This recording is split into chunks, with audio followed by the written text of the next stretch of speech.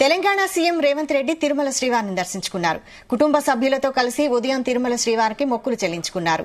తిరుమలకు చేరుకున్న తెలంగాణ సీఎం రేవంత్ రెడ్డికి తిరుమల తిరుపతి ఈవో ఏవి ధర్మారెడ్డి ఘనస్వాగతం పలికి దర్శన ఏర్పాట్లు చేశారు. రేవంత్ రెడ్డి ఉదయం శ్రీవారికి తన మనవడి పుట్టు వెంట్రుకల మొక్కు చెల్లించుకున్నారు. అనంతరం ఉదయం వీఐపీ బ్రేక్ దర్శన సమయంలో కుటుంబ సభ్యులతో కలిసి శ్రీవారిని దర్శించుకున్నారు. ఈ సందర్భంగా రేవంత్ రెడ్డికి పండితులు వేద ఆశీర్వచనం అందించారు.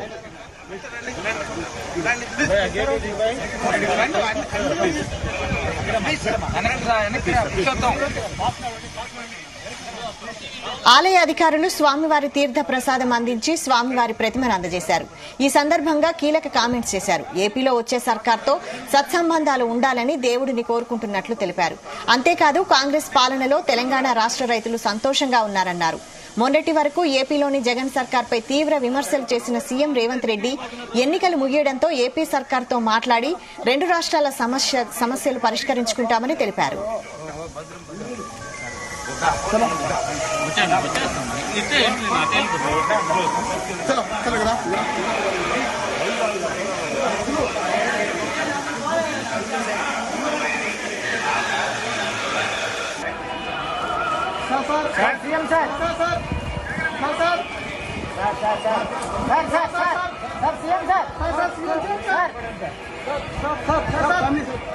ఓకే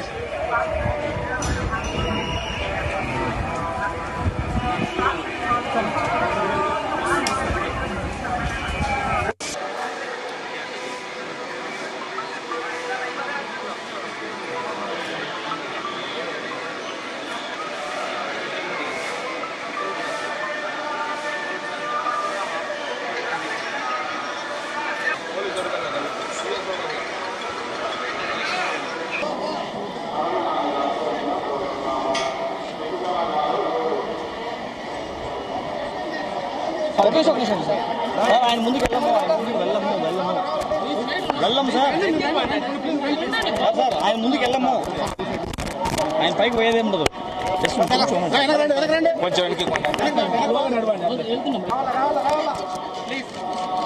ప్లీజ్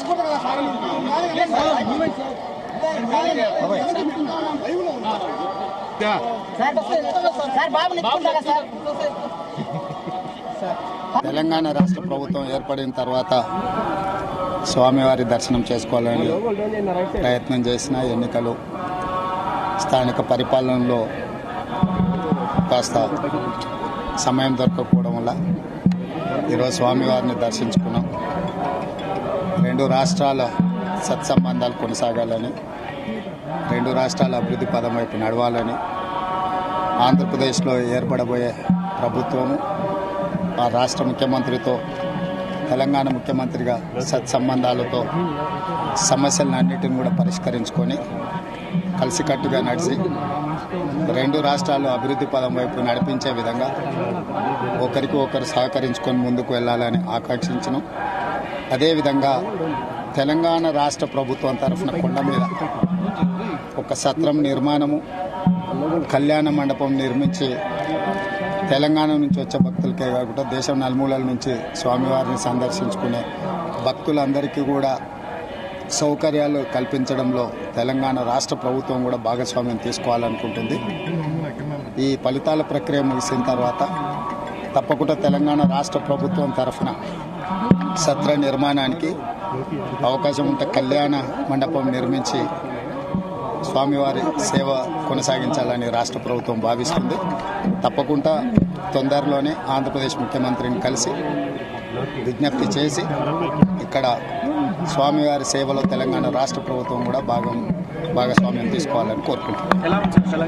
కొండ మీద రాజకీయాలు మాట్లాడకూడదు. తప్పకుండా మంచి వాతావరణం ఉంది, వాతావరణం కూడా అనుకూలించింది. గత సంవత్సరం కరువు వచ్చిన, తాగునీటి సమస్య ఉన్న సమస్యలను అధిగమించి మంచి ఋతుపవనాలు, మంచి కాలం అవుతున్నది.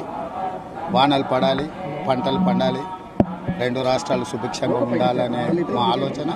ప్రకృతి కూడా సహకరిస్తుంది. తప్పకుండా పాలకుల మనసులో ఎలాంటి స్వామివారు ఒక ఆలోచన కలిగించి తప్పకుండా ఆ ప్రాంత రైతులకు సహాయం చేసే విధంగా వానలు పడి పంటలు పండుతాయి. మా ప్రభుత్వ కార్యాచరణ కూడా ప్రధానంగా రైతాంగాన్ని ఆదుకొని దేశం యొక్క సంపదను పెంచాలనేది మా ఆలోచన. ఆ విధంగా ముందుకు సాగాలని.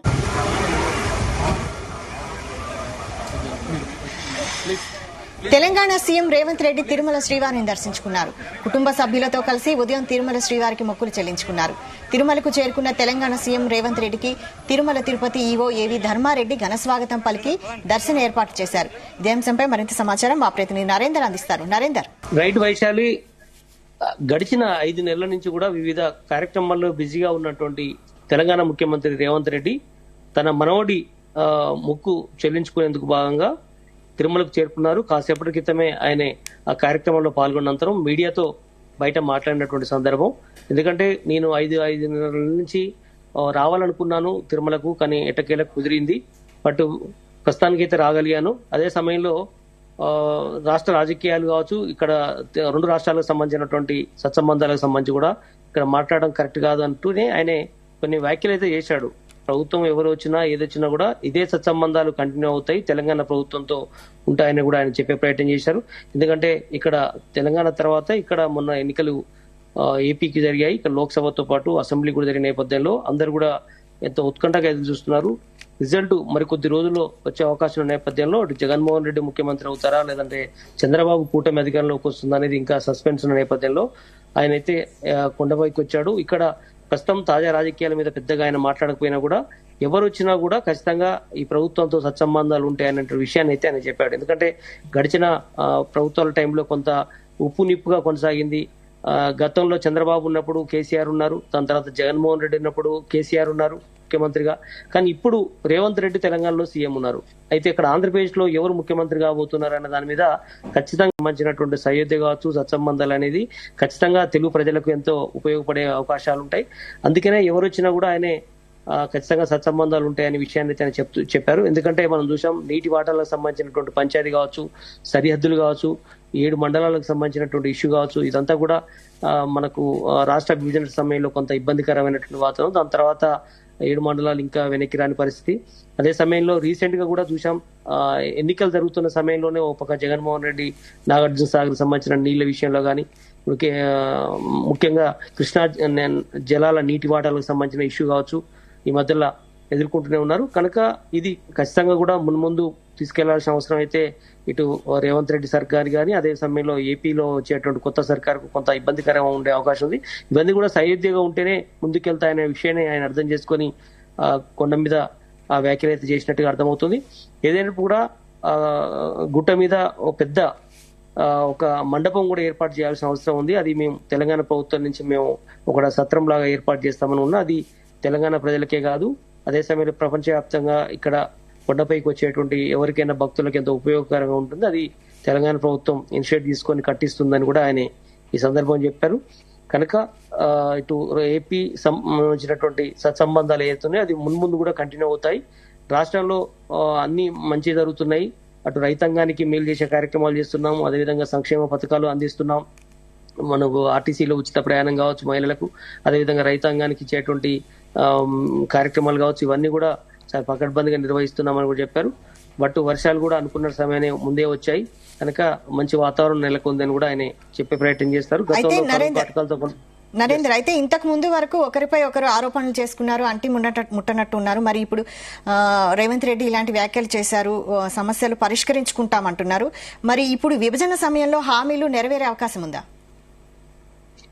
ఖచ్చితంగా ఇది జరిగే విధంగానే ఆయన కృషి చేస్తారనేటువంటి ఇండికేషన్ గతంలో ప్రెస్ కాన్ఫరెన్స్ లో కానీ చిట్చాట్ లో కూడా చెప్పినటువంటి సందర్భాన్ని మనం చూసాం. అందుకనే కొండ మీద చేసినటువంటి వ్యాఖ్యలు పెద్దగా వ్యాఖ్యలే చేయలేదు. కొత్త ప్రభుత్వం ఎవరు ఏదొచ్చినా కూడా ఖచ్చితంగా వాళ్ళతో సత్సంబంధాలు ఉంటాయని చెప్పారు. అయితే మనకు రాష్ట్రం ఏర్పడుతూ జరుగుతున్న సమయంలో 2014లో విభజన చట్టంలో ఉన్నటువంటి ఏదైతే హామీలు ఉన్నాయో 7 మండలాలకు సంబంధించిన ఇష్యూ కావచ్చు, రాష్ట్రాలకు సంబంధించినటువంటి హక్కులకు సంబంధించి కావచ్చు, లేదంటే ప్రాపర్టీస్ డివైడ్ చేసే ఇష్యూ కావచ్చు, ఇంకా కొంత ఇబ్బందికరమైనటువంటి వాతావరణం ఉంది. కనుక ఇవన్నీ కూడా త్వరలోనే పరిష్కరించే అవకాశం అయితే కనిపిస్తుంది.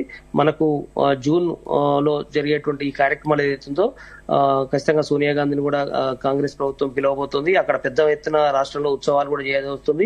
10 సంవత్సరాల తెలంగాణ ఆవిర్భావ వేడుకలను చేసే ఉద్దేశంతో ఖచ్చితంగా ఇవి కూడా ముందుకు తీసుకెళ్లాలన్నటువంటి ఆలోచన. ముఖ్యంగా నీటి వాటాలకు సంబంధించిన అంశంతో పాటు 7 మండలాల ఇష్యూ కానీ, అదేవిధంగా ఉద్యోగస్తులు ఇంకా కూడా తెలంగాణకు సంబంధించిన వాళ్ళు అక్కడ పనిచేస్తున్నారు, అక్కడ వాళ్ళు ఇక్కడ పనిచేస్తున్నారు, వాళ్ళని కూడా సెట్ చేయాల్సిన అవసరం ఉందని కూడా చెప్పారు. అదే విషయంలో కొంత ల్యాండ్ ఇష్యూస్ కావచ్చు, లేదంటే కొన్ని ప్రాపర్టీస్ కూడా ఇంకా ఇటు తేలకుండా ఉన్నాయి, వాటికి సంబంధించిన ఆస్తులకు సంబంధించిన ఇష్యూ కావచ్చు, ఇవన్నీ కూడా త్వరలో తేల్చుకుంటామని కూడా చెప్తున్నారు. కనుక ఇవన్నీ కూడా వచ్చే నెలలో ఇవన్నీ పరిష్కారం అయ్యే అవకాశం అయితే కొంతకాలం కనిపిస్తుంది. అదే సమయంలో కేంద్రంలో కూడా కొత్త ప్రభుత్వం కొలువుదీరబోతున్న నేపథ్యంలో ఏ సర్కార్ వచ్చినా కూడా అటు ఎన్డీఏ కూటమి కావచ్చు, లేదా ఎన్డీఏ కూటమి ఎవరు వచ్చినా కూడా ఖచ్చితంగా విభజన హామీలను నెరవేర్చాల్సిన అవసరం ఉందని కూడా ఇప్పటికే ఇరు రాష్ట్రాలకు సంబంధించిన తెలుగు రాష్ట్రాల ముఖ్యమంత్రులు గతంలో కూడా చెప్పారు. బట్ ఇవన్నిటి మీద ఖచ్చితంగా కేంద్రం మీద ఒత్తిడి చేసే అవకాశం ఉంది. కనుక ఇవన్నిటి మీద కూడా త్వరలో కొంత పరిష్కారం దొరికే అవకాశం అయితే కనిపిస్తుంది. కనుక ఎన్నికలు జరిగాయి కాబట్టి ఏపీలో దాని మీద రిజల్ట్ వచ్చేదాన్ని బట్టి కొత్త ఇక్కడ ఉన్నటువంటి రేవంత్ రెడ్డి కావచ్చు, అక్కడ కొలువుదీరేటువంటి ప్రభుత్వం ముఖ్యమంత్రి ఎవరైతే ఉన్నారో అక్కడ ఈ సత్సంబంధాలు మరింత పెరుగుతాయా, లేదంటే గిల్లి కజ్జాలు పెట్టుకుంటారు. ఎందుకంటే ఒకవేళ జగన్మోహన్ రెడ్డి వస్తే ఖచ్చితంగా కొంత ఉప్పు నిప్పుగా మారే అవకాశం ఉంది అని కూడా ఇప్పటికీ పరిశీలకులు భావిస్తున్నారు. ఎందుకంటే గతంలో జగన్మోహన్ రెడ్డికి కేసీఆర్ కొంత సంబంధాలు బాగున్నాయి, కానీ అంతకంటే ముందు చంద్రబాబుకు కేసీఆర్ కు అంత బాగలేవు. కనుక ఇప్పుడు చంద్రబాబు కనుక ఏపీకి ముఖ్యమంత్రి అవుతే అది ఖచ్చితంగా రేవంత్ రెడ్డి ఉన్నాడు కాబట్టి సత్సంబంధాలు బాగుంటాయి అనేటువంటి ఉంది. ఎందుకంటే గతంలో రేవంత్ రెడ్డి అక్కడ వర్క్ చేసి వచ్చాడు, రేవంత్ రెడ్డికి శిష్యుడిగా కూడా అందరు చెప్తుంటారు కాబట్టి ఖచ్చితంగా అది మంచి సంబంధాలకు దారితీసే అవకాశం ఉందని కూడా చెప్పే అవకాశం ఉంది.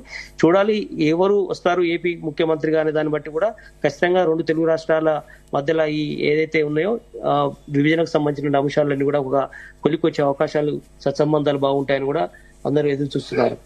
Right, thank you Narendra.